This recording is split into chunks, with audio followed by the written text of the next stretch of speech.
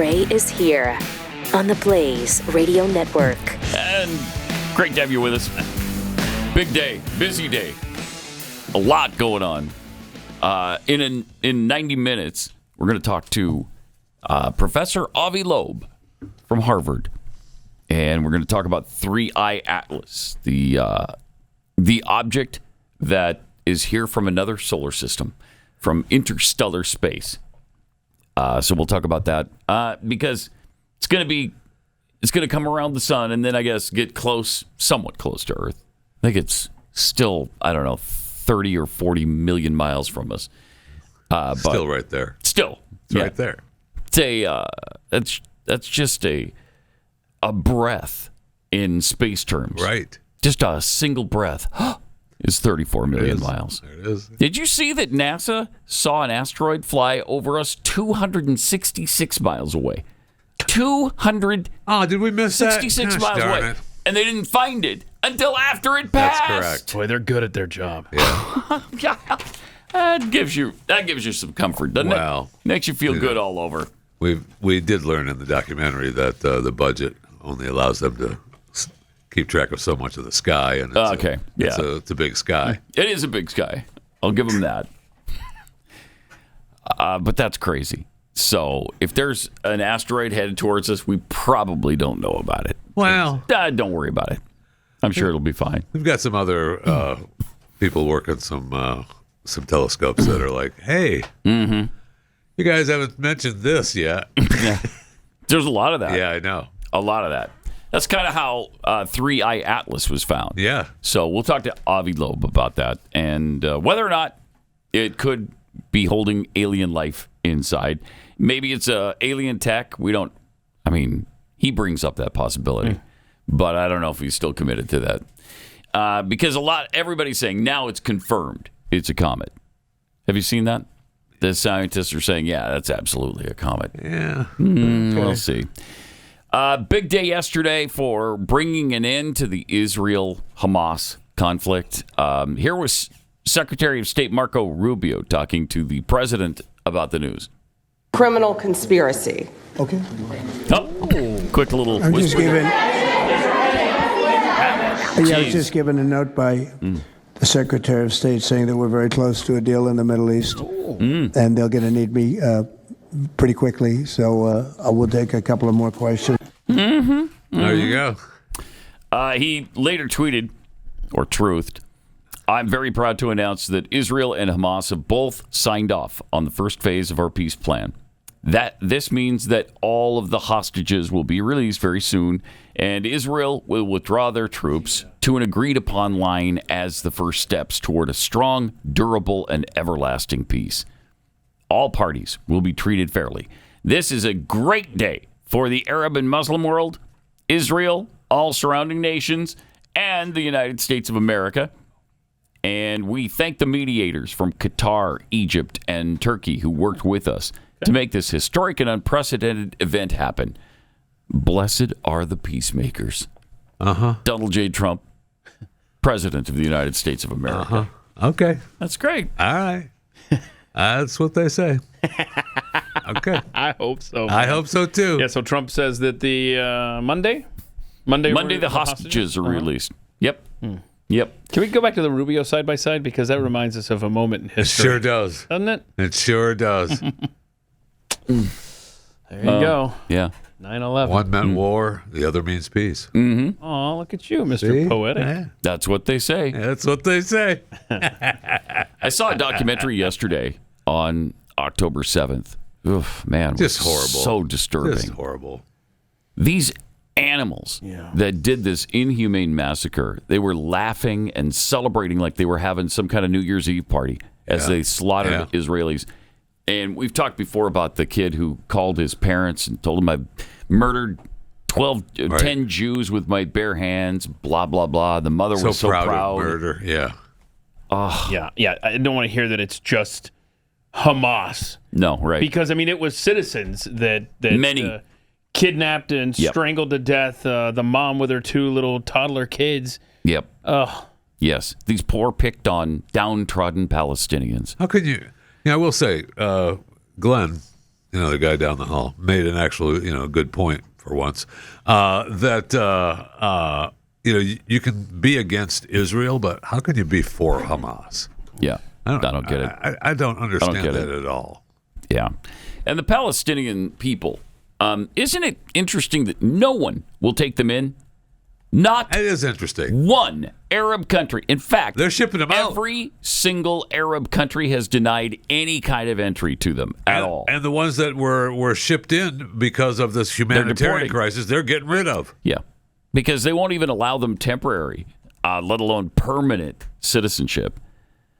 And why is that? Anybody ever ask themselves that question? It's because of their experience. It's absolutely. Their experience with the population. They went down that road in the 50s and 60s. Ask Jordan, Egypt, and Lebanon what happened to them when they allowed the Palestinian population into their countries. It didn't go well. First of all, they were marginalized by the people in those countries. And then they committed acts of violence and terrorism. And in fact, during the Black September uprising in 1970, Jordan killed 3,400 Palestinians. Wow, I don't know that. Never hear about that, do you? No, it sounds like a genocide to me. Yeah, I know. Support Jay Jones. I thought genocide. Where's this audio coming from? Jordan also controls more supposed Palestinian territory than Israel does. They annexed the West Bank in 1950. They controlled East Jerusalem through the first two wars with Israel. Right. And then Israel finally took it back in the Six-Day War, along with the Golan Heights and the Sinai Peninsula. Obviously, Israel won the wars in 48 and 1956, but ended up not taking the territory they won afterward. But in 1967, the Six-Day War, that changed completely. Yeah. They kept the territory that they won in the war because they were tired of being attacked from those areas. Yeah, I mean, you had to have the Golan Heights. I mean, obviously the other areas as well, but the Golan Heights, I mean, really strategic down area on the country. Yeah, so they did take that. They've never given that back. They wound up giving the Sinai back to Egypt in that peace deal they signed with them, but they kept the Golan Heights and their capital city of Jerusalem, which was It's ours now. Controlled by Jordan for decades. I mean, that Six-Day War was impressive with Israel. I mean, they just wiped out those Arab nations. You know, Egypt lost 15,000 troops in 6 days. Wow. 338 planes were destroyed on the first day. Jordan lost 6,000 troops and 57 planes. Syria lost 2,500 troops. Wow. And their entire air force in 1 day. It's ours now. Yeah. And Israel wound up losing 776 people. So, I mean, they literally wiped out the Arabs. And you would have thought that maybe they learned a little something. And I think Egypt did. That's why they came to terms with them in 1980. And Anwar Sadat finally signed that peace deal, right? And it's held ever since. So we're going on we're getting closer to 50 years now. That's the peace between Israel and Egypt has lasted. Yeah, and then they built the wall. Yeah, they did. Yep, peace deal, wall. Yeah, yep. And the wall is basically to keep the Gazans out of Egypt. Right. They know Israelis aren't trying to sneak into Egypt. They're trying to keep the Palestinians out. It's amazing. And that's never discussed. Nobody cares about that aspect of it. Nobody. You know, but even with this peace deal, even the anti-Trumpers are forced to acknowledge that, hey, he did something pretty impressive here. Boy, I don't know. This is incredible. Not yesterday with Jake Tapper. I mean, his response after this news broke even stunned Caitlin Collins. Let's hear it.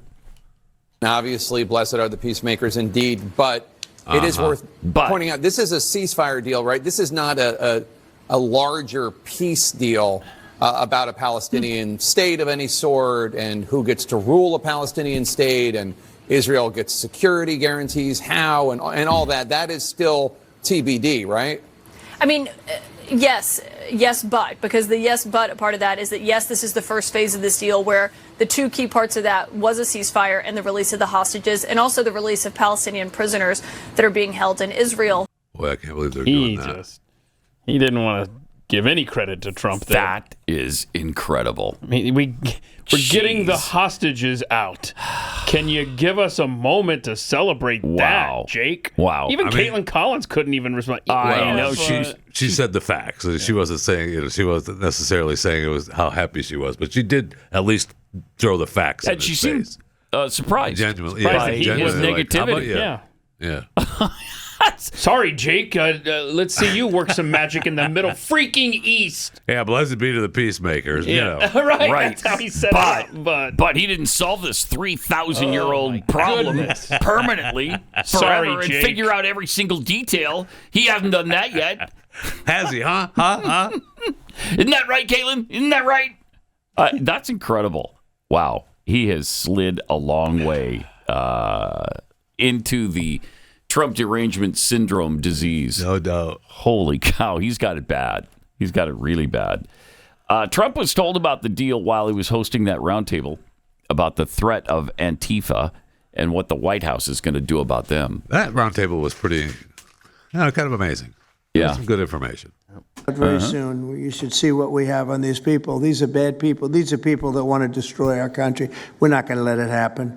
Good. They've used armed gangs to assault local police in cities nationwide, and they've attacked journalists reporting on their crimes. So the journalists that report on their crimes, don't worry, you're very safe. I hope that's not going to turn you around, but they have been very threatening to people, but we're going to be very threatening to them, far more threatening to them than they ever were with us, and that includes the people that fund them. That's the thing. Probably some of the people I know, some of the people I dine with. Why don't we just kill this? But if they do, they're in deep trouble. So we're going to be looking very strongly at the people that are funding these operations. When you see the signs, and they're all made out of a beautiful paper, beautiful, nice, stiff, very expensive paper with beautiful wood handles, all the same color. They come from very expensive printing machines. These are not people that write out their signs in a basement that believe in something. These are paid anarchists. Yeah. Okay. I mean, that's his way of saying this is highly organized. Look how well funded they are. They even have great paper to print out the best, most beautiful paper.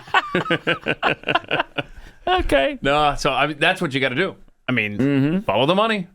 You dry up that money. There's nobody wanting to show up there. And later today, we've got a video of a guy who admits, I fly around the country to these protests. Yeah. Wow. Yeah. So, I mean, he was in Chicago. And that's paid for but he's from by Seattle. Someone, right? He's been to New York. Yeah. He's not doing that on his own dime. No way. No. Well, that's great. Thank you, George Soros, as he continues to funnel money to groups that hate America and want it destroyed. Yeah. That's what he does, though. Well, and many times that's just our tax dollars that just keep going through the system, and then they end up destroying our country with our own labor. They did talk about that yesterday as well. And by the way, that is why the left is so pissed off about USAID going away, because they used that. That was one of their big fundraising partners. Yep. Is USAID. And they could fund all the radical garbage programs all over the world that they wanted to. And then when you shut that down, then suddenly 300,000 kids are going to die. There are piles of children everywhere on this planet. It's despicable. It really is despicable. And this is day number 9 already of the government shutdown. The Senate voted for the 6th time yesterday, 54-45. So then Speaker of the House, Mike Johnson, talked about the shutdown. We're not asking Chuck Schumer and the Democrats to do anything different than what they've always done. We've shown you the highlight reel. Chuck Schumer gave impassioned speeches as recently as 7 months ago in March of this year. He said, we have to keep the government open. It would be dangerous and harmful to the American people. He said after the vote, he went on CNN and said, I'm proud of that vote. I didn't like it, but we had to do that. He was right then. He is not right now. We're not asking the Democrats to do anything heroic. We're asking them to do their basic duty and responsibility, as Chairwoman McClain said. Keep the government open. The first responsibility, I'm sorry, I'm aggravated. The first responsibility of the government is to protect the people. And the people who are supposed to be protected are being completely cheated by Democrats in the Senate because they want to play politics. Yeah. They hate Donald Trump. Yes. I mean, they have Trump derangement syndrome. It's very real. Listen to their own comments. And they have to show a fight at any cost. Yep. When does that cost become too high? In our view, Never. it already has. They have another chance today to reopen the government, and we'll see if they do the right thing. No, they didn't. I pray that they do. They didn't. Because real people are being affected by the games here, and they're sick of it. Thanks so much. Right. I'm out. Spoiler alert, they did not do the right thing. Dang it. We ruined the climax of the movie here. Right. Darn it. Hakeem Jeffries is apparently in a bad mood. You hate to see that. Oh, yeah. Don't you? You hate to see You it. do. Did you get permission from your boss? Why don't we sign on right now? Did your boss Donald Trump? You can easily extend the ACA Did your right boss now. Donald Trump He's give not you my permission? boss. Yes, he is. No, he's not. And by the way, So let me ask you a why question. did you vote to Let me shut ask the you a government question. down? You Why know did you I- vote to shut Let it me down? ask you a question. For years, you always Well, lectured about how we need to keep the government open. You're making a show of this to No, make it's yourself sad. relevant. It's sad. You could easily sign on to You're this. embarrassing You yourself could right sign now. on to this. The only You're embarrassment chasing here is clout. you. You're an You embarrassment. could sign on to the bill. Let me ask you a question. You have 4 Democrats on here. Let me Why ask you a won't you question. sign on Let me ask to you a it? question. It's a clean extension for 1 year. You voted for the one big Clean ugly bill, extension. correct? I voted for a The tax cut largest- bill that gave the the largest largest tax tax- cut the to largest- Americans in history, the including, by largest- the way, the average New Yorker getting a $4,000 tax cut. Are you against that? You're embarrassing Do you want to yourself right you want now. to cut the standard deduction in The half? Is that largest what you cut wanted to do? Medicaid in No, we American rooted history. out You voted waste, for that. fraud, and abuse, by the You way. voted Tom DiNapoli, the for a Democratic permanent- controller of New York, Your pointed government out that at work. $1.2 billion were wasted. Listen, you're not going to talk. You're not going to talk to wasted me. You're not going to talk to me fraud and talk and over non-New me York residents because you don't getting want to paid. hear what I have to say. Oh, I'm So listening. why Go don't you ahead. just keep your mouth shut? Oh, because whoa. you Is showed that- up. is that the way to you talk? showed up. You showed up. Yeah. And so you voted for this one I big signed ugly on bill. to this. You can extend it right A now. permanent extension of massive tax breaks All right, Hakeem. for your billionaire donors. So 90% of So they can Americans, get a permanent extension. 90% of Americans But take the working-class standard Americans deduction. can't? Is that right? 90% of Americans take the standard deduction, Is that right? right? If you had your way, the standard deduction would have been cut in half. That No would have been a one- massive tax increase no on one- Americans all across the country. You You're support here, that? unfortunately. You're against to lifting do the cap on bidding salt? of your All right. billionaire donors. You're the billionaire. I get the idea. I was wondering how long you were going to let that run. The rep was Mike Lawler, right? Lawler. From New York, yeah. Yeah. If you didn't recognize him. And I think they accomplished a lot right there. Yeah, Don't you? we're coming I together. think they fixed it. I think they fixed it. Coming together. Yeah, we're just coming together and talking over each other for 15 minutes and accomplish absolutely nothing. Is there another angle on Yeah, the you're going to same enjoy this angle. Somebody got this for us here. on the same conversation? Yep. Okay. Why don't we sign on right now? Let me ask you a question. Did Why you don't we get, sign did you on get right permission now? from your boss? Why don't we sign on right now? Did your boss Donald You Trump? can easily extend Did your the boss- ACA did your right boss now. Donald Trump He's give not you my permission? boss. Yes, he is. No, he's not. And by the way, So let me ask you a why question. did you vote to Let me shut ask the you a government question. down? The American You people know, are his let me boss. ask you a question. For years, you always lectured about how we need to keep the government open. You're making a show of this to make yourself See, relevant. people think this is I funny. love the internet. I And they're love the right. internet so much. And they're right. If you're listening there, is great. Congressman Lawler put a sombrero and a mustache onto Hakeem Jeffries' head. While he's standing there arguing with him. You got to love I wish I knew AI. how to do stuff like that. I know, me too. Me too. Good stuff. Bless whoever did that. That's great. That's just great. All right. Do you ever wake up sweaty or freezing or just uncomfortable? The temperature in your bedroom can make or break your sleep. That's why I switched to Miracle Made sheets. They're inspired by NASA technology, and they use silver-infused temperature-regulating fabric to help you sleep perfectly all night long. Miracle Made sheets also stay cleaner longer thanks to their antibacterial silver technology. They prevent up to 99.7% of bacterial growth and require about 3 times less laundry. They're soft, they're breathable, they're luxurious, like sleeping on a 5-star hotel sheet without the big price tag that you get. And all that hidden bacteria you'd find in regular sheets, it can clog up your pores and just make you feel like garbage. With Miracle Made sheets, you'll sleep cleaner and clearer night after night. Upgrade your sleep or give the gift of better rest. Go to trymiracle.com/Pat. Trymiracle.com/Pat. You'll save over 40%. And when you use the promo code PAT, you'll get an extra 20% off.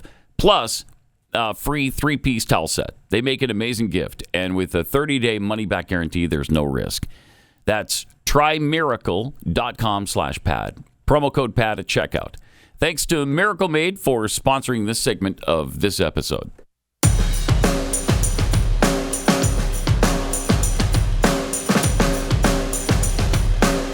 Pat Gray Unleashed is back.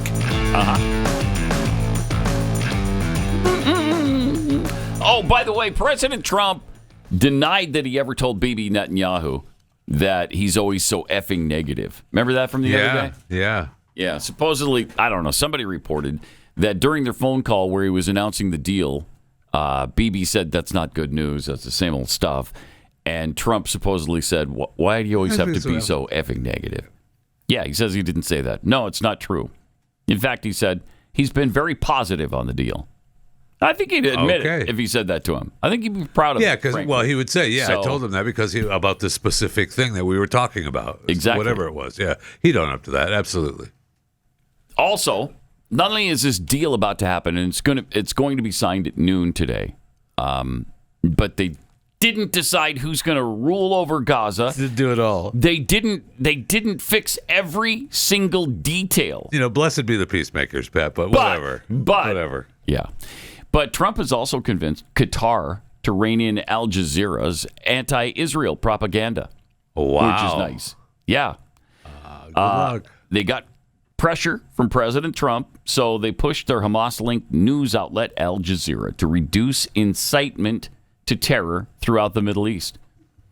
That's pretty amazing. I mean, I hope that actually works. I do too. But, I mean, Trump seriously does have some major influence over people. Yes, he does. It's fascinating, isn't it? His trip to the Middle East, where he talked to all of these Arab leaders, seems to have really paid off. Yeah, he says he might go there this weekend. Oh, hadn't heard that. Yeah. He might go to the Middle East this weekend? Yeah. We know what country? That's the word on the street. I'll check and see. Okay. That's fascinating. Huh. He wants to make sure this thing happens. Trump says he may go to the Middle East this weekend. As far as specific countries, I mean, the peace talks are happening in Egypt right now, right? So, I mean, I would That's presume... probably where he's going to go. Yeah. Saudi the president Arabia. said he would be going to Egypt most likely. Okay. Yeah. There you go. All right. Good. Can he still do that with the government shutdown? We don't have we don't have the money to pay for Air Force One, do we? So you have to take a commercial flight. And good luck at that. He might have to wait at the gate. Oh yeah, that's going to be delayed. These towers are shutting down. So happy days. They got to get this thing figured out. I'm going to Utah next week to see the BYU Utah game. So they got to figure this out before my flight. There's no automobiles that could take you No. if you couldn't take a flight. I'm going to drive there over the weekend. No, I'm probably not going to do that. What kind of fan are you? A big one who's willing to fly there. But, if I was going to be there for 2 weeks, it might make driving worthwhile, but I'm not. Meanwhile, on this government shutdown, on day 9, furloughing of federal workers has started. First up is the IRS. Oh no. Boo-hoo. No. You hate to see it. No. Disclosed TV posted just in IRS to furlough nearly half of its workforce as part of ongoing government shutdown. 46%. Maybe they don't have to get everything worked out right away. So would one presume that tax collectors are not essential? That's what I'm getting out of that. Think you could make that case? Yeah, I'd like you to make that case.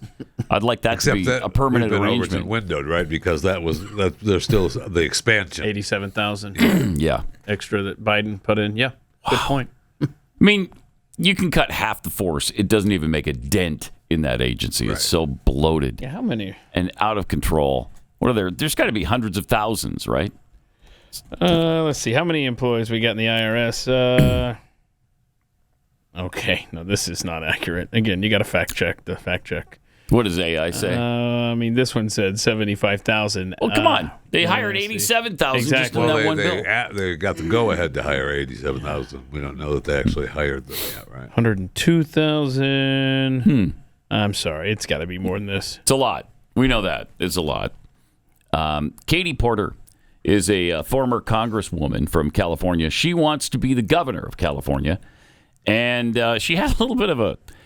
Have you guys seen this? The meltdown that she had during this interview? I mean, we've got 4 clips of Katie Porter. You want to do them She here? is a nightmare. She is a nightmare of a human being. Mm-hmm. Yeah. Even Democrats have kind of turned on her on this interview, at least. Well, maybe now because it's overwhelming. But I mean, in the past, they've supported her. I mean, this is a 3-minute clip, Yeah. and we have 4 clips of her. Do you want to do one of them here? Or? No, we'll do those after the break. But you do want to see progressives in the park. That was an event in Michigan over the weekend where a bunch of progressive lawmakers got together and gave some speeches. And in fact, there was one lady there. I can't find her name here. But she got up there and spoke to the large crowd. She's running for state senate there in Michigan. And I want you to see this clip. This is good stuff right here. Here we go. People must be lined up in Thank you, security. Grand Rapids. Thank you, Phil Skaggs. And thank you, Mayor David LeGrand. I got to say, you guys have brought the heat here to progressives in the park. I'm sorry? What? There was no one there. No, progressives in the park. That's great. Yeah, Show that initial shot. Play the whole thing. I don't even know who she's talking to. Uh-huh. Look at that. Look at that. That's Haley Stevens. Well, thank you, Grand Rapids. Thank you, Phil Skaggs. And thank you, Mayor David LeGrand. I got to say, you guys have brought the heat here to progressives in the park. That's the heat. Talking to. I mean, good job. Wow. Good so job. if you're listening, it's a field in front of her, and it's a crowd filled with, how many would you say? How many people were there? 0? 0 people. I would say 0 Thank people. you, Grand Rapids. Look at You that. brought the heat. There are literally no people. A couple people standing off to the side there, that's making sure the microphone works. Yeah, you got more tech crew than... That's the crew. Yeah, there's no audience there. And they brought the heat. Okay. Progressives in the park. Good for her. She nailed it, though. She did. job. She nailed it. I mean, she had her speech, and she was sticking to it. Yeah. That was... Hey, you know what would be a great line to open this thing is telling the people they brought the heat. Tell them that. And then nobody's there, and she uses that anyway. Okay. Now, Jeffries sent in a clip of Nancy Pelosi, clip 38.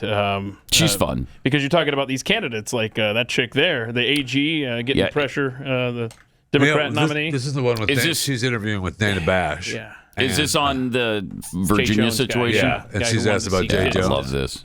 Jay Jones and his, I'm going to put 2 bullets in the guy's head. You're right. Yeah. Okay, and she's asked about that. We don't need the whole clip. Just There is a Democrat running for Attorney General who's embroiled in a scandal over text messages in which he, the Democrat, said that the GOP Speaker of the House of Delegates should get 2 bullets to the head for how he paid tribute to a former moderate Democratic lawmaker who died. He has apologized. Should he get out of the race? Well, that's up to the people, the leaders in Virginia. They have said he has apologized. What I understand is they say that on balance he's the better person to be Attorney General. But that's up to them. But I wish there would be enough fuss of all the times that people have said they were going to put a bullet in my head right in public. It's because of that. That's one of the reasons I wanted to ask you that. You are How about somebody a follow-up on who said knows that, all Nancy? too well in a She's not gonna do that. horrific We don't- way. I mean, We have to get rid of that kind of language. I mean, it's just not appropriate. If you were Abigail Spanberger, who's the Democrat running for governor, would you call on him to step aside? But she has to do what she has to do. She's going to be governor. She's running very well. Everybody's All right, worried I got about it. her candidacy. Wasn't the question. She never really answers it except she that does it. You know how, Nancy, we can get rid of that kind of language is by getting the people that are using it out of the race. Wow. And I'd like to know whoever said that. Me too. Whoever said that about Nancy Pelosi. Because they have to be in jail right now. Because no one said that That's about correct. Nancy Pelosi in public. I mean, no one's serious. There's never been, I've never seen that. No. They weren't that done in And she text doesn't ask, she doesn't messages. follow up on that at all. Let's it go. Let's see. On January 6th, someone said, Nancy, where are you, Nancy? That's the same thing. Is that a same exact thing as they're going to put a bullet in their head. Same darn thing. Okay, I stand corrected. Dog whistle. Right there.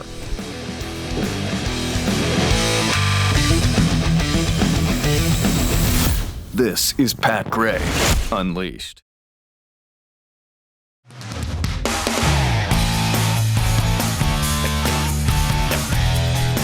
Some tweets here. Urban city farming thought criminal. Oh, wow. A lot going on there. Tweets, you mean the Arab nations are expelling the Palestinians without due process? Yeah. Yep. Yeah. It's really bad. Really, really bad. Harold Lichtenberg. I think Hakeem must have missed his chimichangas at lunch that day. He's hangry.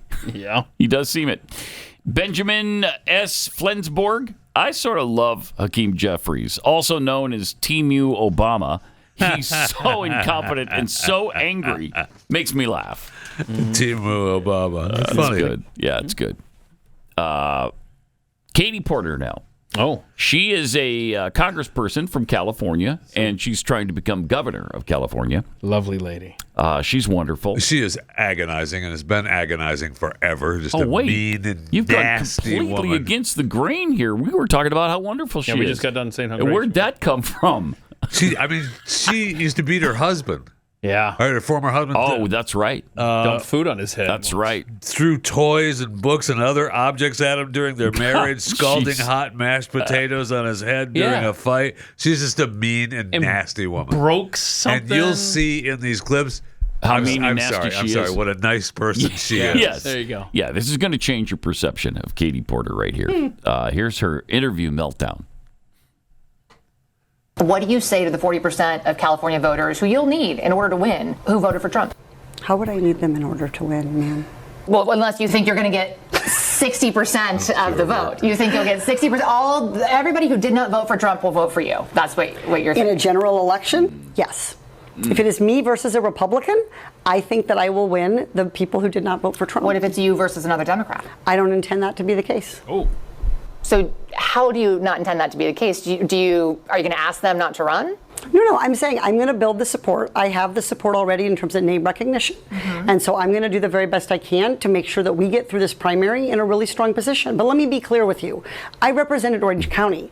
I represented a purple area. I have stood on my own 2 feet and won Republican votes before. That's not something every candidate in this race can say. If you're from a deep blue area, if you're from LA or you're from Oakland, you don't have an experience. But you just said you don't need those Trump voters. Well, you asked me if I needed them to win.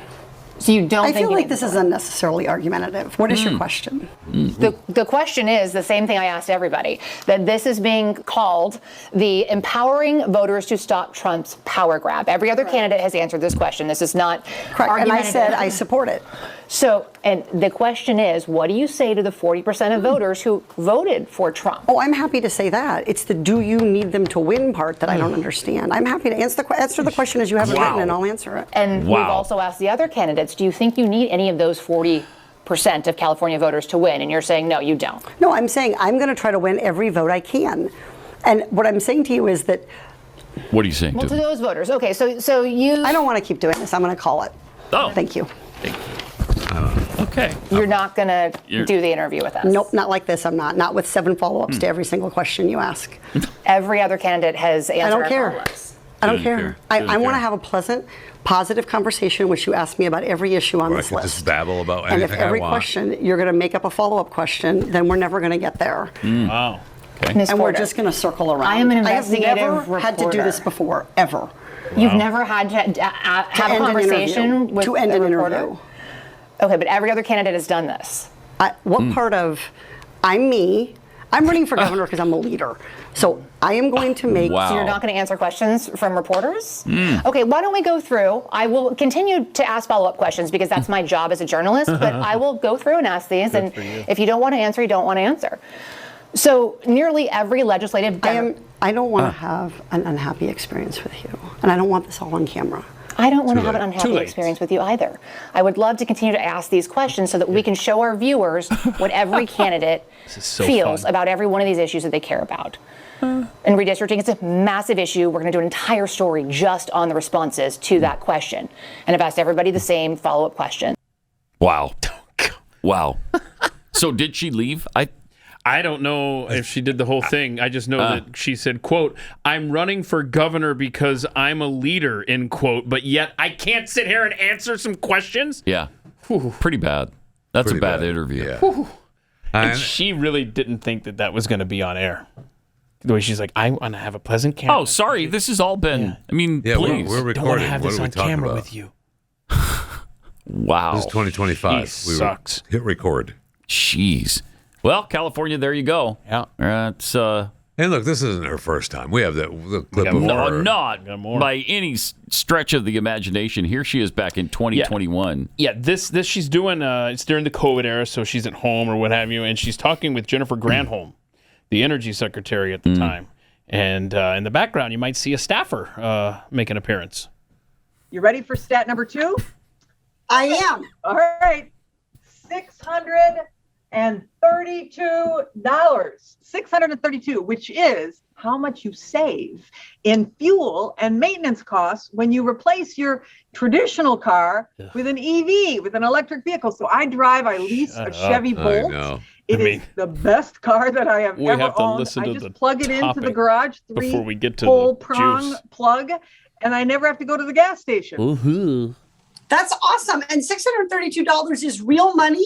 And I know here at UCI, we have a National Fuel Center Research Center, and they're also doing work on how to make electric vehicles affordable, including for low and moderate income people, working moms, single moms like me, people who really could benefit from an extra $632 in their pocket. And it's also not just the individual savings, but it's also the total savings for our economy. So I'm on the oversight committee, you might know, and that is where we did a study recently this fall in September. I know, she's and what it showed is if we don't wait for it, electrify our transportation sector, that we're going to lose more than 500,000 Californians dying prematurely to air pollution and other problems. And the state could lose. Get out of my shop. I can tell you that that's actually incorrect. It's not that it's electric vehicles. It's that if we don't meet the commitments under the Paris Climate Accord. Okay, it does. Okay, you also were in my shop before that. Holy crap! Stay out of my shop. Okay, I'm going to start again. She's trying to correct you, you ungrateful bitch. Good grief. And there's been reports by a lot of her former employees of what a nightmare she is to work. Look how volatile she is. She's trying to make sure that you have the facts, and she knows that you're just recording this. It's not live. She's unhinged. She's just trying to help you out. And if somebody walks way in the background in your shot, big deal. I just want to point out. Go with it. I only have a certain amount of sympathy for the staffer because she's wearing a freaking mask. Yeah. Ugh. But boy, that was 2021, right? Yeah, so that was still going on in California. I mean, you'll see it here sometimes. Absolutely. Where was I? Oh, I was at the doctor's office the other day, and somebody came in, sat down, wearing a mask. Oh, yeah. Wearing a mask. You're in my shot. Dude. Incredible. Get out of my effing shot. Get out of my effing shot. She is unstable. Yeah. She's so nasty. Wow. Just nasty. This is Katie Porter on her 12-year-old daughter. Oh, yeah. Listen to this. Oh, yeah. So on election night, I went to pick up my daughter from water polo practice, and she's 12, and she got in the car and she was crying. And I said, did someone punch you? Like, water polo is a rough sport. I was like, did someone hit you? Did the coach yell at you? What happened? And she said, Mom, Trump won. Trump's going to win. And what if I get raped and I need to have an abortion? Oh, my. This is from a 12-year-old, my 12-year-old daughter. And so it was really a reminder of how scary this time is for people and how important it is for Democrats to have strategies, both at the state level and the federal level, to make sure that we can continue to protect people's rights. Oh, my gosh. Okay. Oh, my. We hear you, Katie. We don't believe you, but we hear you. Then she was talking about inflation in 2022. Oh, yeah, justifying abortion because of inflation. President Biden has said that inflation is the number one priority for the Biden White House to try to get under control right now. As you're out there in California talking to constituents during this re-election year for Congress, how does inflation compare to this newly important in the sense of the Supreme Court decision pending abortion issue? How do those two issues compare? Well, I don't think they compare. I think they actually reinforce each other. So the fact that things like inflation can happen and it can become more expensive to feed your kids and to fuel your car is exactly why people need to be able to be in charge of how many mouths they're going to have to feed. So I think the fact that we're seeing this jump in expenses, that we're seeing people having to pay more in the grocery store, pay more at the pump, pay more for housing, is a reason that people are saying, I need to be able to make my own decisions about when and if to start a family. So I don't think we're going to see them. I don't think it's like about comparing them or contrasting them. I think they reinforce for people just how big of a responsibility it is to take care of a family. Wow. You are dumb. So I thought we got $632 though off of that EV stuff. Yeah. That's not enough to feed. Well, it's probably not enough to feed her. Now Jeffy's going to look at me and go, whoa, there it is. Telegraph that. Here we go. And going back to that political video where she was doing the liners for the Biden administration, she was also upset she never got a effing invite to the White House because of the effing money she raised for the Biden administration. Wow. She's pleasant. What a pleasant human being. Pat. She's so great. That could be your next governor. I would have actually liked to have had her go toe-to-toe with Jill.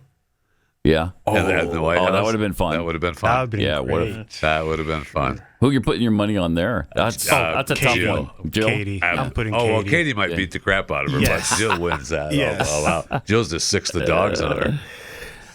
All right. Literally. Let me tell you about Chefman Small Appliances. You know, I'm absolutely loving all my new Chefman appliances. They have completely upgraded my kitchen without a kitchen remodel, which is really nice. You've heard me talk about Chefman's Pebble Ice Maker, which gives you the perfect chewable ice, the kind that you beg for at drive-thrus. Now, it could be in your home every single day. And Chefman's outdone themselves with the Obliterator. It's not just a blender, it's a kitchen beast. It blasts through everything from frozen margaritas to hot soups and sauces. I mean, it's unstoppable. And it's smart. The auto blend technology means no guesswork. It reads the texture for perfect consistency every time, so there's no more mystery chunks in your smoothie. And get this, it cleans itself. Press self-clean, and bang, it's done. Sleek, it's compact, it's award-winning design, and every bit as powerful as the fancy blenders, but without the ridiculous price tag. So visit chefman.com/Pat. Use the promo code Pat for 20% off. That's chefman.com/Pat, promo code Pat, and you'll get 20% off your purchase.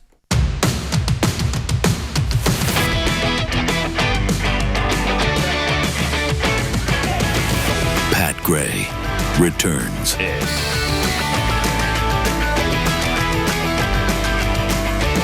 So, Jeffy, do you have a Welcome to it. fat two or Welcome so? to it. Yeah, we can do a fat 2 or 3. Absolutely. Okay. Finally, remember back in May when we had the New Orleans jailbreak and we had the 10 the prisoners escape from the jail. Yep.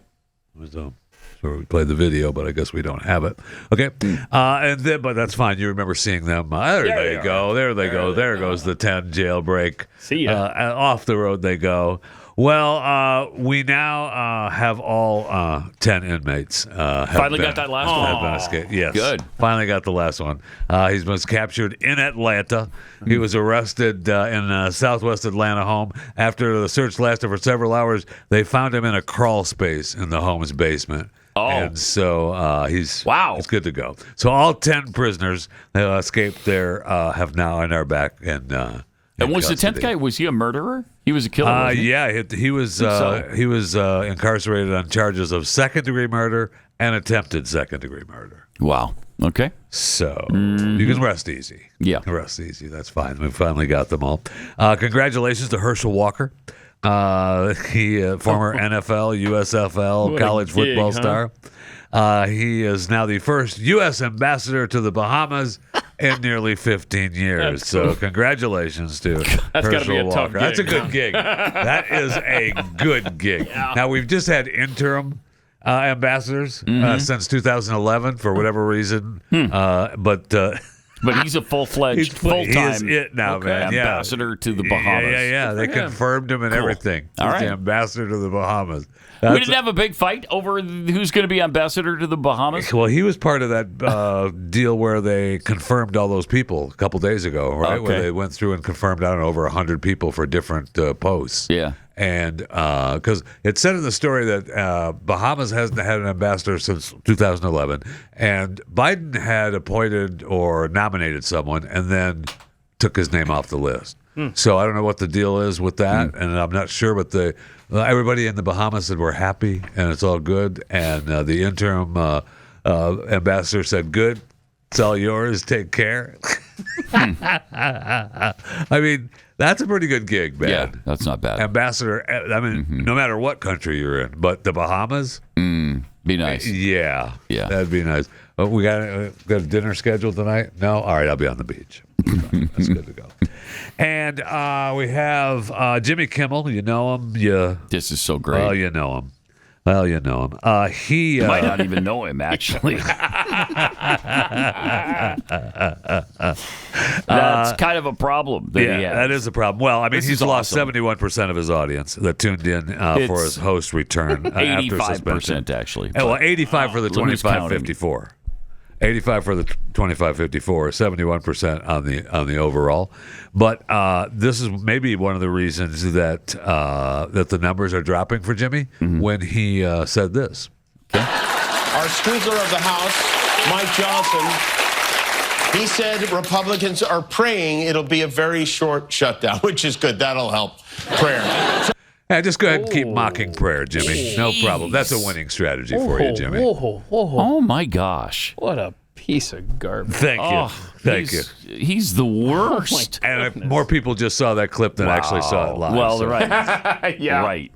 So on Thursday, so this is a week old now because they haven't done the ratings yet for this week.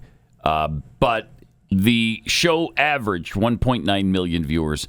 That is almost what he had before he got dropped by ABC, Right. and then everybody got curious about his comeback. Of course, yeah. It was 1.6 million, so he's still 300,000 over what he was before. Yeah, and that is 71% of the audience, but it's 85% of the 25 to 54. Yeah. 85% already gone. Can't survive that. Already gone. You can't survive. You wouldn't think so. You would think ABC will wake up and do this on their own and say, look, this guy just sucks and nobody likes him, so we're going to cancel the show. Hopefully. I mean, hopefully. It's got to happen, right? But they're, maybe they just keep paying him. I mean, they're raising prices at Disney and Disney World again. They've raised their streaming prices again. So, they could just keep going, okay, sure. That's what. Yep. Go ahead. We'll see if their agenda is more important to him than making money. We'll see. But yeah, he's gone from 6.5 million the next day when he came back to 1.9 million now.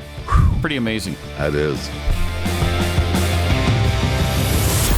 Pat Gray Unleashed.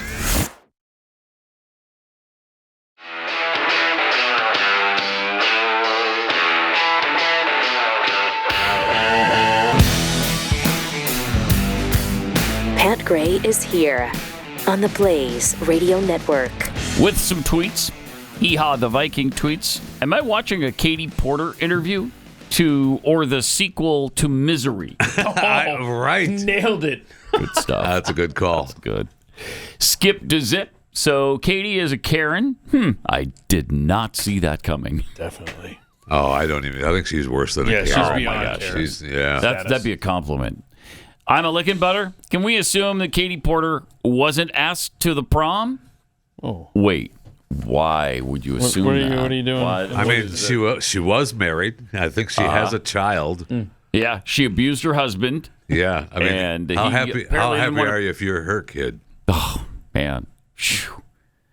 Yeah, that's a package right there. That is. What a dream come the kid's gotta true. live with dad, though, right? All right, let's take a little tour of American cities right now. In New York City, we had the pro-Hamas crowd the other day. This rally happened on the anniversary of October 7th, the 2-year anniversary. We did not act enough. We did not act enough. Repeat after me. We did not act enough. We did not enough, the headline behind me would read, Gaza has been liberated. So our work is not done. We must show up. Stronger than we did the first October 7th. Louder than we did the first October 7th. Make it clear that we are not going anywhere. We will keep fighting until Palestine is free. From the river to the sea. Our lifetime. Make some noise. Make some noise. Wow. Get out. Listen to those. Despicable. It's just despicable. I mean, we talked about their plight at the start of the show. I mean, there's a reason that there's not a Palestinian state, and it's not Israel's fault. Because they had their opportunity, and they've had 4 more since, where they've been offered a Palestinian state. They've been offered the two-state solution. The reason the two-state solution doesn't work is because they won't accept it. If Israel's a part of it, they don't accept it. I'm just so sick of hearing from these people. Free Palestine BS. Oh, man. I want them out. Time after time, everybody. Where are their Arab friends in this thing? They don't want them? I mean, no, they don't want them. They won't accept them. The head of was it Jordan? Was it or Lebanon? I got to find that because one of the heads of these states around them has said we won't accept a single Palestinian in our country. He actually said we and Might have been Egypt Jordan. I think that was won't Jordan. accept a single one. Because that was the time when we were talking about how Jordan had accepted them before, right in the beginning of this. I think it was Jordan. Yeah. Yes. I'll find that though. I mean, Jordan had a nightmare experience with the Palestinians, and it continues, by the way, for them. Nobody ever talks about that. But you know where they're going to wind up? New York City. Minnesota. Oh, Minnesota. New York City. Yeah. Yeah. That's where they're going to wind up. I mean, there's 2 million of them who've been displaced. So where are they going to, when they go back to Gaza, what's going to where are they going to go? They don't have, I mean, their city, Gaza City's been virtually destroyed. Yeah. Obliterated. So here was, as we toured the country, J.B. Pritzker on feds going to Chicago. What's your message, final question, to the people here of the state of Illinois, the people of the city of Chicago, as this incursion by the federal government, these troops are on the streets of your state, of this city. What do you want them to do? There's a big protest scheduled for 5:30 p.m. tonight. Well, first, we've made sure that people know their rights and they know how to find out what their rights are, because we don't want them picked up off the streets just because they're brown or black, just because they happen to be undocumented. They have committed no crimes. Remember, he said he was Pause it for a the second. worst of the worst. Okay, he just said they're not documented. Okay, they're here illegally. They have committed a crime, and that's why ICE exists. My gosh. All right, let him finish if we can get He said he was going after the worst of the worst.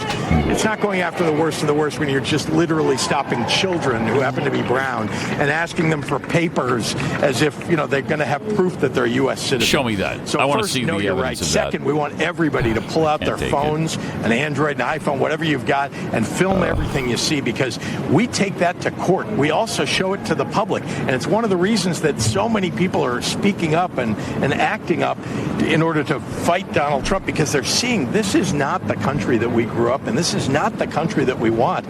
And so that's very important. And then lastly, again, we got to take them to court. We got to win. It looks like we're going to do that. For someone who has been threatened with arrest by the President of the United States in the last 24 hours, it's nice to see you out here on the street with all these people, and I'm grateful for your time. Appreciate you, I want to talk to you. Okay, thank you. Governor J.B. Pritzker, I appreciate it. Okay, thanks, MSNBC. Jeez. Wow. Well, good luck, Chicago. No kidding. They should talk to the Swedes about this, about just allowing people to overrun your country and your city. I mean, the Swedes were so welcoming to everybody who came in. All y'all come free. Everybody's welcome. And you know what? When you get here, not only are you welcome, but we're going to pay for your college. We're going to give you a place to live and make sure that you have plenty of food. And that's all on us. Just come on in. We'll educate you. We'll feed you. We'll clothe you. We'll give you shelter. And they started that program back in the 70s and 80s, went through the 90s and the 2000s. And now where are they? Now they are riddled with gang violence and crime. And gun violence is in Stockholm, Sweden, 30 times higher than what it is in London, England.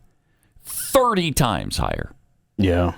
I mean, the rape statistics there. Oh, the rapes alone Jeez. are just. Yeah, I'm going to try to compare, like you said there, the percentage increase because it is astronomical. And that's what J.B. Pritzker is trying to accomplish in Chicago. Yep. Good luck with that. The problem is it affects all of us because these are American cities, and they're great cities. Chicago's a great city, and they're trying their hardest to ruin it. Brandon Johnson, the mayor of that city, talked about gangs in Chicago. This is a fundamental attack on our democracy. It's not about immigration. We don't have a democracy, it's not about safety. It's about authoritarianism. And we're going to push back, and we're going to defend Chicago and all American cities against this tyrant. Okay, but let me just go to the issue, like at the Chicago apartment building overnight last week. This is, according to DHS, 37 undocumented immigrants were arrested in that operation. The building was targeted because it was known to be frequented by Tren de Aragua gang members. I mean, how do you respond to people who say these sorts of efforts are making the country safer? How do you respond to that? Look, I'm working hard every single day to build the safest, most affordable big city in America. Just this past summer, we had the fewest amount of homicides since 1965. Homicides are down, shootings are down, shooting victims are down. A lot of work to be done, but we are building a safe, affordable big city in America. But I don't know if there's anybody in America that believes that armed, masked men showing up with Black Hawk helicopters, sticking guns in the faces of black women, zip-tying black children, putting immigrants in one van, putting black folks in another van. This is not what built safety. What built safety is to make sure that we're doing what I've done, working with the ATF and my local law enforcement to get illegal weapons off the streets of Chicago. Guns that are being trafficked from states that voted for Donald Trump. If he was serious about safety, he would not have defunded a program of $800 million that was geared towards violence prevention. He cut the ATF budget by 30%. He has defunded our education system. He has defunded our transportation system. He is firing black women across this country. He's defunding our healthcare system. I don't know. This president is absolutely out of control, and it's incumbent upon all of us. If there was ever a time for working people to unite in this country, now is that time. That's the Fed lady, Lisa Cook, right, that they hang their hat on. So that's all over. Is she all over the country? That's a black woman who's all over the country? That's correct. Okay. Yeah, he's the president of the Fed, right? Governor of the Fed. This guy's a real problem. He is a real problem. He's an insurrectionist. Wow. What's the Seattle guy in Chicago? This is the guy I was telling you earlier who is in Chicago being interviewed, and he spills the beans on a little something. Oh, okay. What's going on out here? Right now we're just organizing stuff, getting ready for tomorrow. What's going on tomorrow? More of the protesting. Well, what does the protest entail? We're trying to get ICE to leave and stuff because they're just starting all kinds of issues. Okay. And so I have a question for you. I know you. Yeah. From Seattle. What are you doing in Chicago? Yeah. How'd you get out here? Wait, I do recognize you. Yeah. I came down here a little bit ago with one of my friends to do more protests in different areas. All the way from Seattle, huh? Yeah. Wow, that's interesting. And we didn't just come here. Where else did you go? We were in California for a little bit, New York. And me and my friend did the No Kings Day rally. And you guys afford to travel so much? Okay, the No Kings. He has a good job, so. No. He flies you out? Yeah. Yeah. George Soros That's interesting. pays him probably. That's interesting. That one guy just admitted to being at 5 different rallies in that interview. Yeah, because that's what he does. Goes to the protesters. Yep. No, the protesters. Yeah, that's our friend Kim Higby, the one that went to Israel. Oh yeah, the guy who spent a little time in Israel. Okay, so he said no kings. Yeah, Los Angeles, Seattle, Chicago, New York, all in that one. Huh. I want that. And who's paying for that? His friend. My friend. He's got a good job. Is paying for Got a it. good job. Okay. Got a good job. I think you guys are my friends. You never take me anywhere. His friend is taking him to 5 different Well, we states. haven't been to any good protesters lately. Oh, okay. I'm a very excellent driver. Wow. So he gets around. And he's there to protest and stuff. Because of stuff. And stuff. The You stuff know, is important. That's my favorite part of what he's doing is the and stuff. Well, that's important. The thing to remember, Pat, is that all of these anti-ICE protests are completely organic. Yeah. It's just the locals who are like, oh my gosh, they're in my town now. It's insulting that you even mentioned that because that goes without saying. Yes. Thank you. Of course, they're organic. Except the ones that have the perfect signs with perfect paper. Perfect Some of the paper. best Perfect paper. wood. And the handles. Except for those And people. stuff. And stuff. And stuff. Yeah. When they're carrying those at the protesters, you know. Yeah. You know they're. And in business, yeah. Protests was not enough. It had to be protesters. That reminds me of an American Idol contestant who got kicked off, and they talked to him in the parking lot, and he goes, "Well, I guess they won't have the best artists." Just like this guy, protesters. Oops. So it's super plural. You know, it's a lot. Yeah, it's more than you think. It's even more plural than you even believed from the beginning. Wow. That's fun. What a fun guy. Oh, yeah. Fun guy. He's honest. All right. Let me tell you about Kexi Cookies. Our Halloween box is sold out, but we have the chocolate chip pumpkin bread still. There's still a limited supply of that. It is so delicious. It won't last long. So if you want to get yours, this moist, spiced loaf filled with warm pumpkin flavor and studded with rich chocolate chips, just absolutely fantastic. Go to Kexi.com. We got this review from Nick, who said, I've ordered a few times over the past 5 years. Absolutely the best cookies ever. Shared them, which pisses Jeffy off. He doesn't like that. And my sentiments were seconded and thirded. Anyway, excellent cookies. Thank you for that review, Nick. Absolutely. Oh, look, there's another review. This review is from Jeff. Okay. Hey, Jeff, what still did Jeff waiting say? on my order of the bread. Hasn't arrived yet. But you did place the order online. That's what it says. what's your That's what it code? says. Yeah, why don't you That's give what us it your... says. I'm just telling you what I'm reading online. Sir, Okay. sir, All we right. can look it up for you. We just need your confirmation number on the order. Right. Can we get that from you? Oh, I just hit delete. Gosh darn, are you able to find that? Darn the luck. It's incredible. Well, you can get yours at Kexi.com. That's Kexi. Kexi.com. Saying what you're thinking. Pat Gray Unleashed.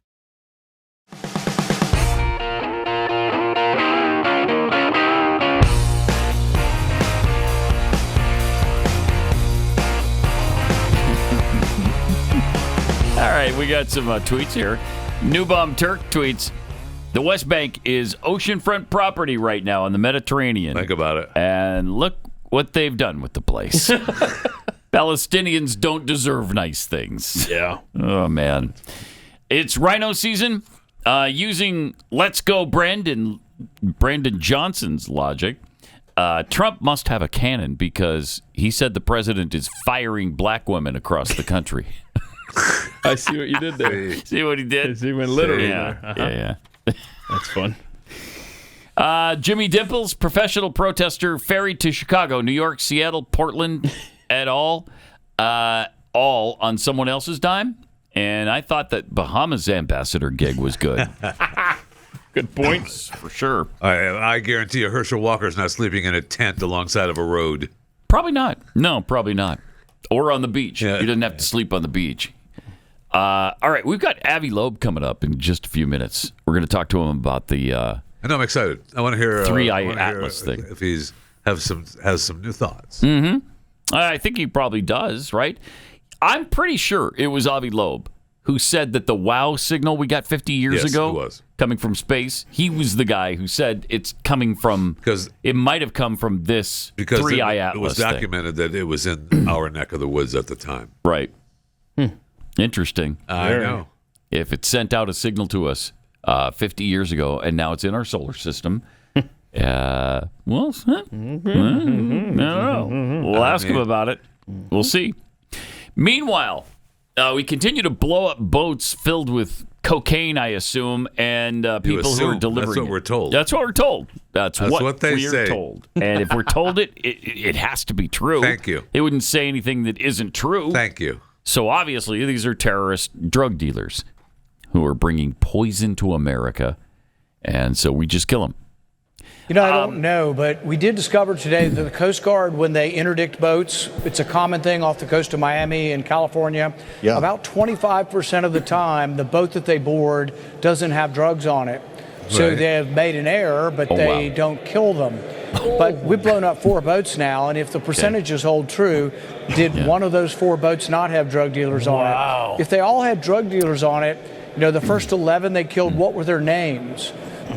What was the evidence linking them to being part of a gang? We don't need that. So I think there's a lot of unknowns here, and I don't think you can have a universal Coast Guard policy of just blowing up boats before they're interdicted. There's, you know, decades-long history of how we board boats. We say, halt, stop, we will board your boat. If they don't halt and stop, there's an escalation of use of force. But we don't just blow ships up. So there is a real problem, and yes, I think it might lead to regime change.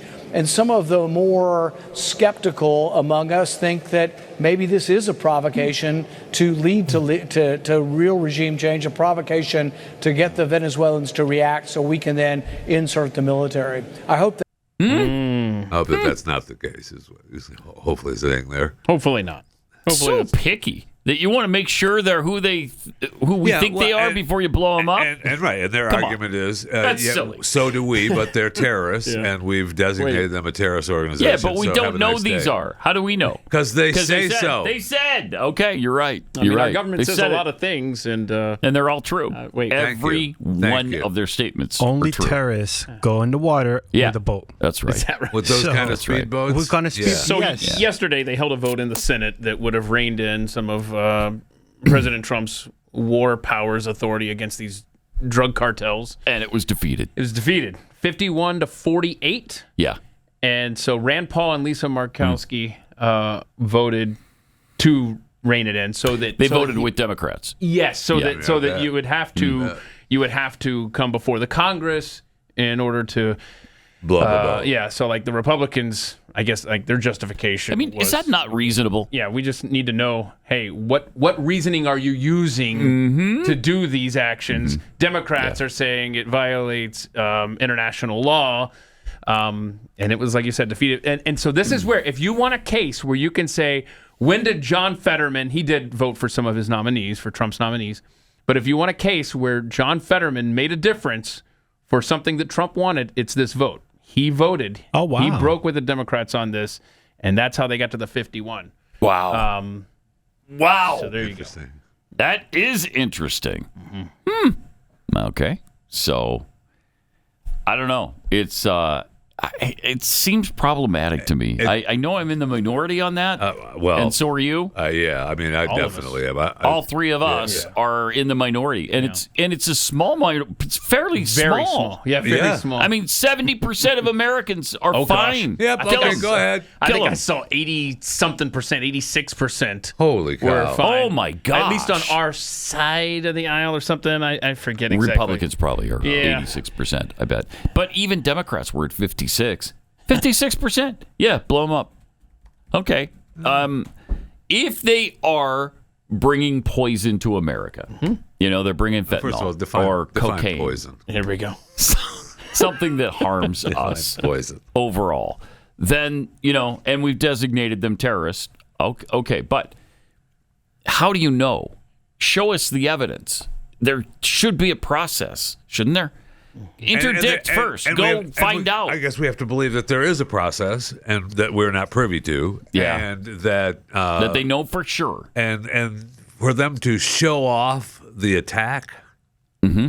I don't know, man. Then maybe you go with the Rand Paul solution, and even if it's not in public, just in private, you take some congressional leaders and say, all right, this is the evidence that we have. And then maybe people like Rand Paul would stop protesting and calling for a vote. And he would just say, we've seen the evidence and we should trust this administration and what they're deciding to do with these votes. But being wrong 25% of the time. That's a pretty stat high percentage. I had not heard. I haven't either. That's scary. Maduro is illegitimate. That's a fact. But I hope Rand Paul's not right, that we're just sacrificing people on boats just because we want to get Maduro out. Because we would never do that. We'd never do that. Our government is lily white and stuff like regime change I would like in to other believe countries, that. Latin America especially. Gosh. There's a track record there of messing with things in Central and South America. And once again, I mean, he's right. Maduro, bad guy. No question, a bad guy. Yes. I mean, we now say, or that's what they say, that he's the head of this giant cartel. Yeah. Okay. So, all right. So we've got a $50 million or $100 million bounty on his head. So all right. I think we should give the Trump administration the benefit of the doubt that there are so many times when the president has said something and we're just like, and it turns out, oh my gosh, he was absolutely correct. So if they're tracking these boats, then why can't we track them all the way to the United States and then just board them here when they pull into port, or when they start to if they meet their handler out in the middle of the ocean, then that's when you just. And I guess maybe it's deterrent. It's definitely that's their goal. Yes. It's definitely sending a message. Yeah, it is a public message. Yeah, you're going to take the chance. You're going to die. So, and that's the reason that we get the videos, right? Yep. Absolutely. Make sure you're rolling. It's a message to the drug dealers that, we're just going to blow you out of the water. Right. So you want to risk that? I mean, that's a powerful deterrent, I would think. Well, I bet it's made an impression. A deterrent makes them find another way. Yeah, I guess. I don't know. All right. Avi Loeb coming up. We'll talk to him about the 3-Eye Atlas, alien tech that's speeding through our solar system.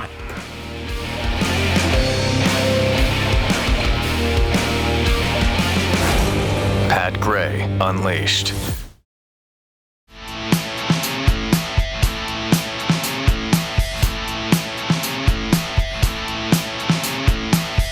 This is fun.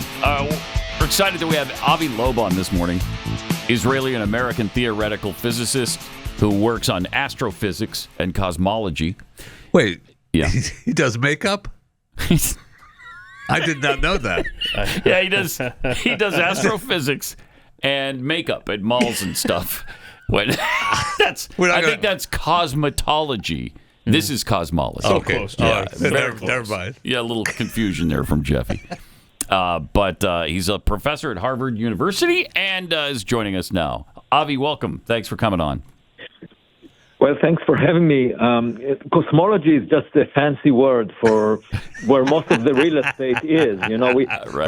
We tend to think that everything is on the surface of this rock that we live on, the Earth. But in fact, there is much more real estate out there, and we better look up as well. There's a heck of a lot of that real estate too. Yes. I mean, it is unfathomably large. So first of all, we've been really curious about this object, and we hear so many different things about it. And you've been fascinating to listen to on what you think this might be. But first of all, tell us how we even, as far as 3-Eye Atlas is concerned, how do we even know that object is from interstellar space? Because it's moving too fast. It's moving at 60 kilometers per second. There is a car racer that invited me to go to a NASCAR race in 2 weeks, and he wants to put my image, the image of 3-Eye Atlas, on the hood of his car. And I explained that his car will never reach a speed that, it will be smaller by at least a factor of 600 to 1,000 than the speed of 3-Eye Atlas. So it's moving so fast, it can be bound by gravity to the sun. And that's how we know that it's not part of the solar system, that it's just moving too fast.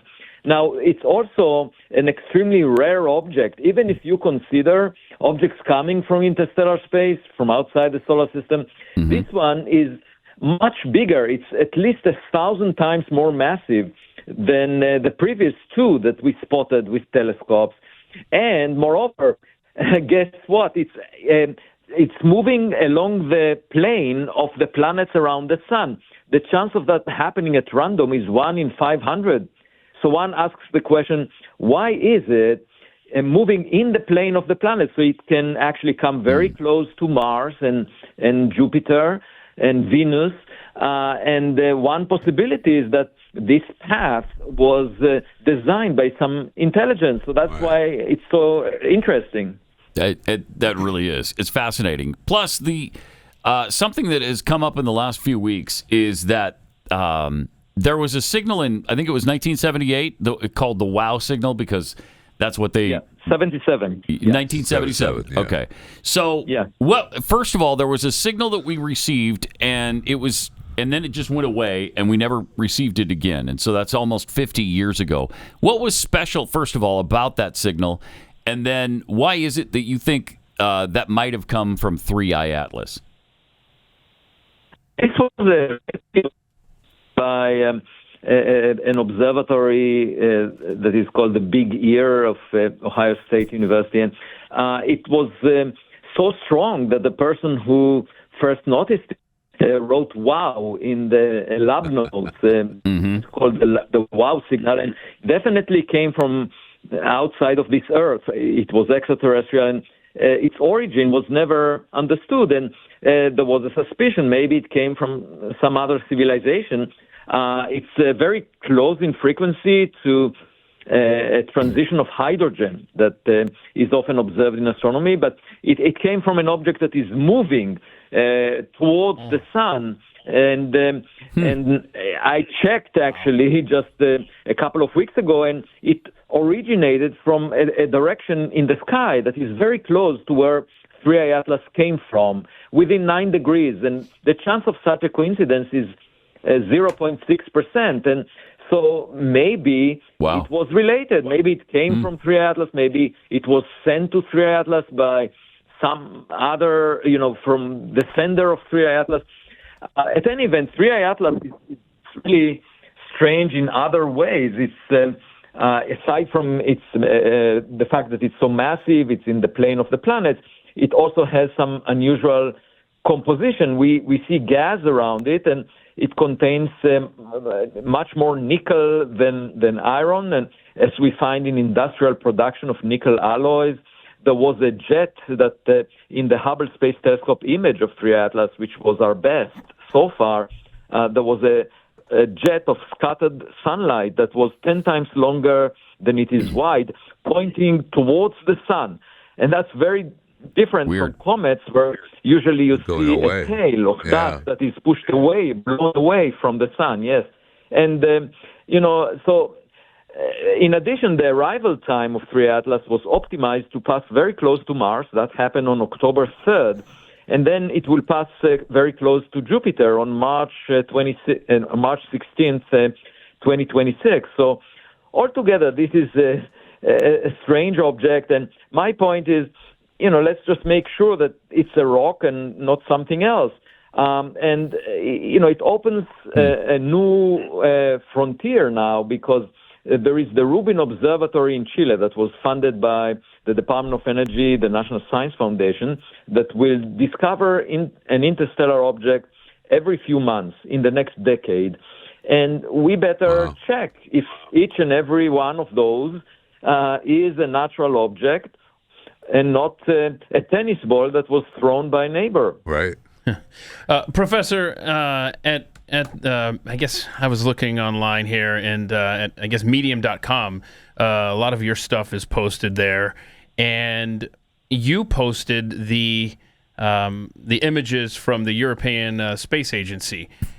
Have we received, or is the government shutdown being used as the reason why we're not getting the NASA images, or have I just missed those? Yeah, so by the way, I'm really surprised that my essays on medium.com receive a readership of a few million people every month, which is it sounds crazy because I'm not writing a tweet. I'm writing essays that take 5 to 10 minutes for people to read. So the best is yet to come because NASA has a camera called HiRISE that is much better than the European camera around Mars, and NASA's camera HiRISE is capable of resolving 3i Atlas with 30 kilometers per pixel when it came closest to Mars, and they took the data. We know that on October 2nd, and the claim is because of the government shutdown, NASA is unable to communicate the results to the public. Now, some people suspected maybe it's conspiracy. Maybe there is information that NASA doesn't want us to know.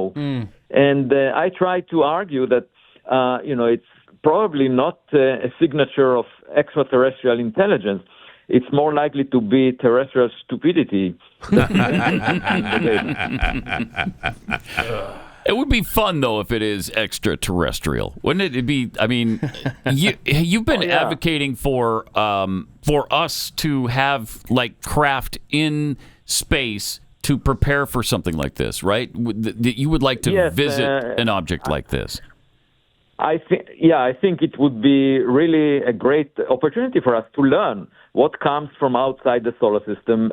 In the past, astronomers used telescopes to look far away, and in fact, the astronomers decided that the next priority would be to build a space observatory at a cost of more than $10 billion that would look at the atmospheres of planets around other stars far away to figure out if there are any molecules that were produced by life, by microbes. But my point is, if an object comes from another star and it took it millions to billions of years to get to our backyard, it saves us a lot of time. It already bridged the gap between those distant stars and us, and we have it next to us. And if we were to go there to one of these objects and collect some materials, we can check, for example, the building blocks of life around other stars. And moreover, if it happens to be a technological gadget, we can learn about new technologies that were developed far away. It may inspire us to do better, to explore space. So it's a completely new opportunity that the scientific community is very slow to absorb. And my point is, we should invest in studying those interstellar objects. And so far, we have the Rubin Observatory that I mentioned. It's monitoring the southern sky. It would be nice to have a copy of that in the northern sky, looking at the northern sky. So we have a full alert system, just in case there is some artificial object heading our way. It could be a threat to humanity. I mean, when you go on a blind date, there is always the risk, whenever you go on a blind date, that on the other side, you will find a serial killer. Right. So do you believe that with what we've seen from 3i Atlas, that there is a chance that life form is on it, whether the life form is dead or alive? Yeah, it's possible.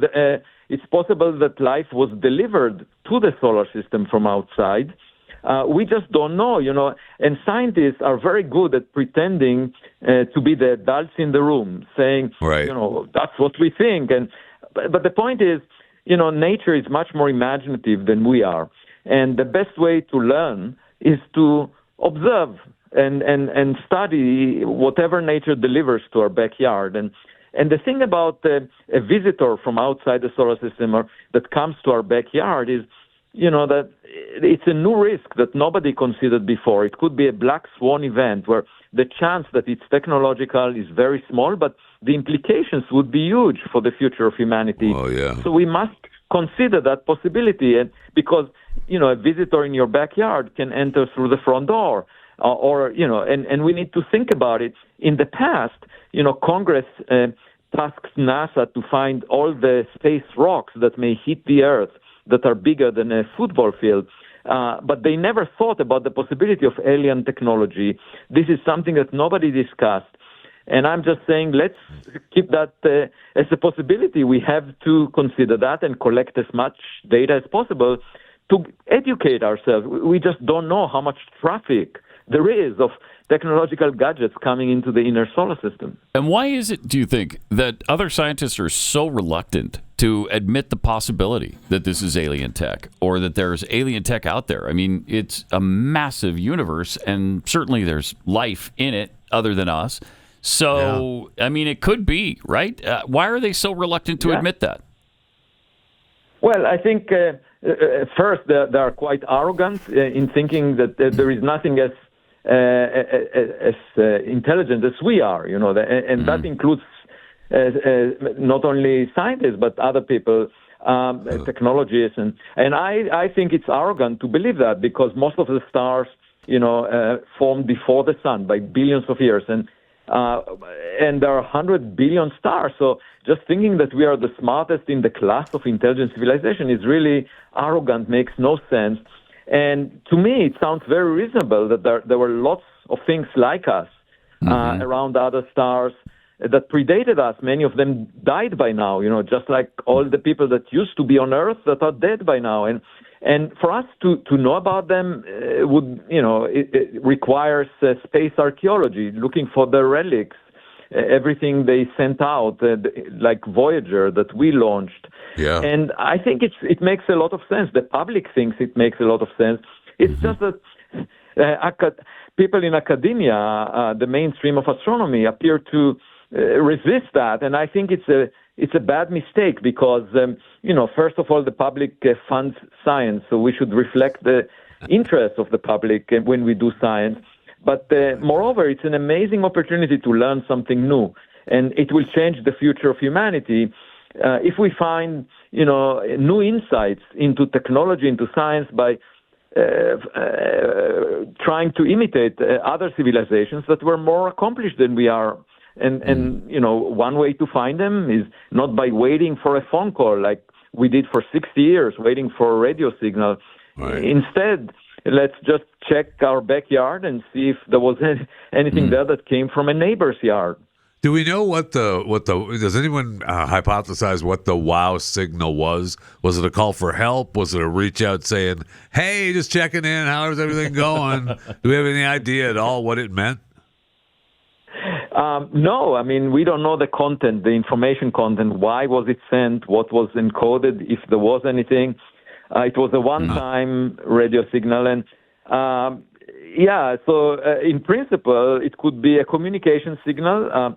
And indeed, as you say, it's quite clear that there were probably tragedies in the past billions of years in the Milky Way galaxy where some civilizations either inflicted the catastrophes on themselves, the way we are, doing every now and then, or, their star exploded or something and they cried for help. We were not around to listen to that, but it's possible that every now and then you have a cry for help coming from outer space. So what do you make of the latest reports about the evidence that there was bacteria on Mars that was alive at some point?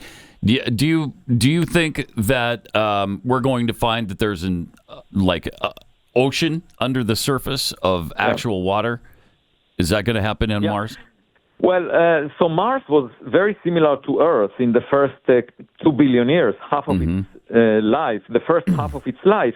It had definitely lakes, rivers, oceans of water on the surface because there was an atmosphere. In fact, Mars was suitable for life before Earth because it's a smaller body that cooled earlier than Earth, and life could have flourished there before it happened on Earth. In fact, it may have been transferred through rocks from Mars to Earth.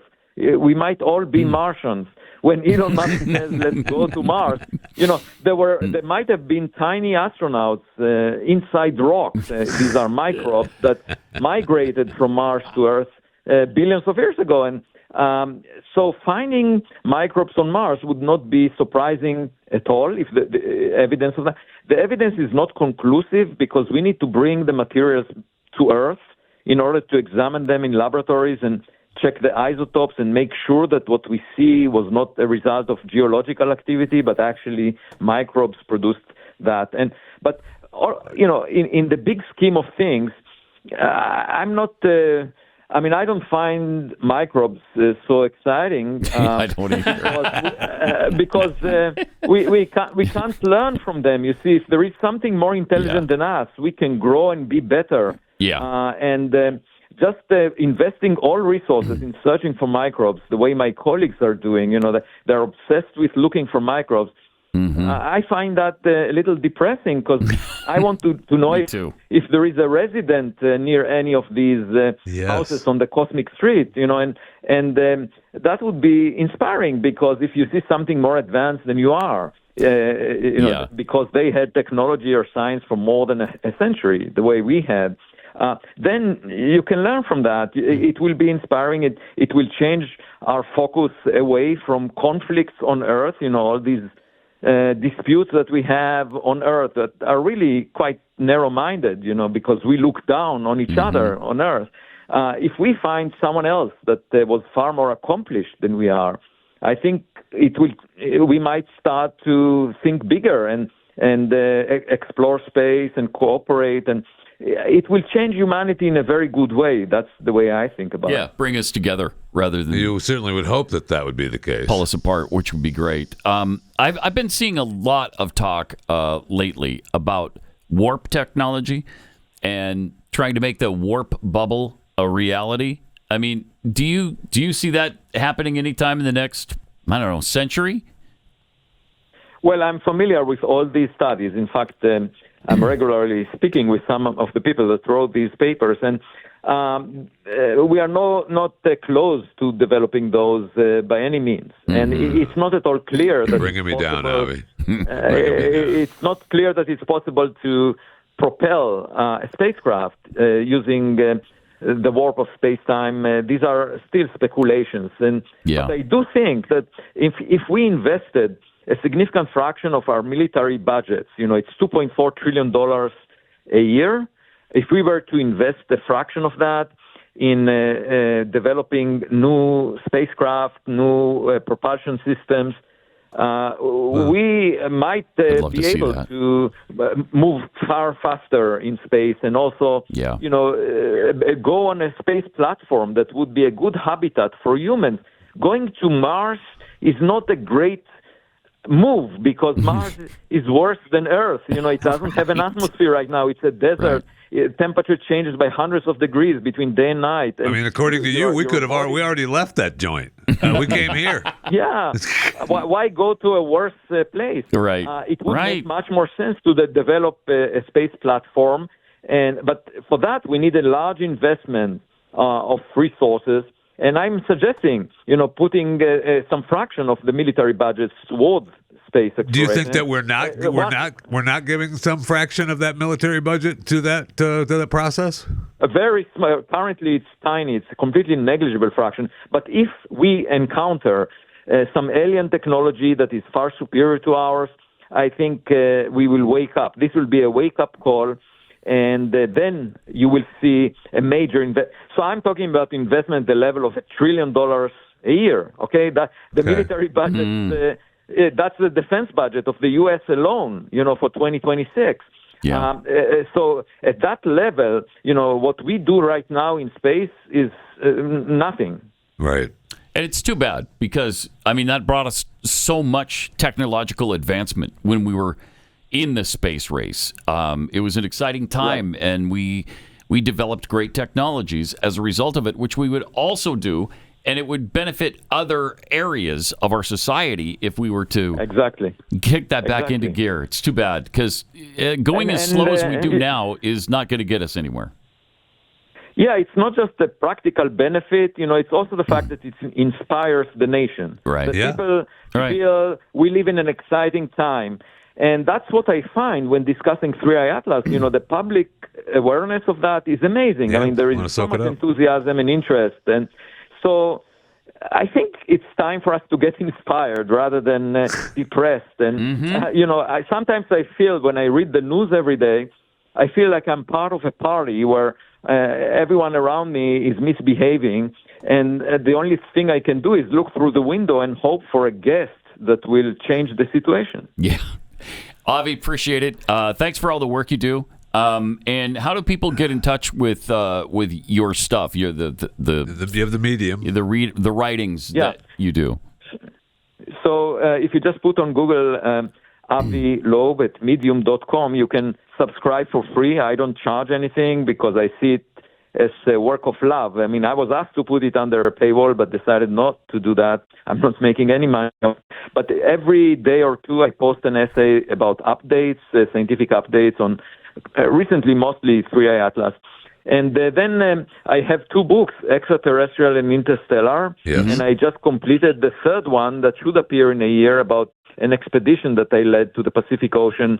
There will also be a Netflix documentary coming out in 2026 about it. So just I'll be looking for that. And, yeah. All right. Thank you. Thank you, Avi. Appreciate it. Thanks for joining Absolutely. us. Avi Thank you, Loeb, sir. Harvard professor, astrophysics, cosmetology. He does makeup. He does makeup. I mean, the guy does everything. He's involved in pretty much everything. Where does he find the time? Theoretical physicist, and then doing makeup on the side at malls is really incredible. It is. It's amazing. I guess that's how you relax. A little depressing, though, that we're nowhere near. Because I've been seeing there are people out there claiming that we're getting pretty close to warp engine technology. No, that's too bad. Because that's what it's going to. You're going to have to go faster than the speed of light. You have to if you want to get anywhere there might be life in this universe. All right, we got overtime coming up, and then we'll be back to finish off the week with you tomorrow.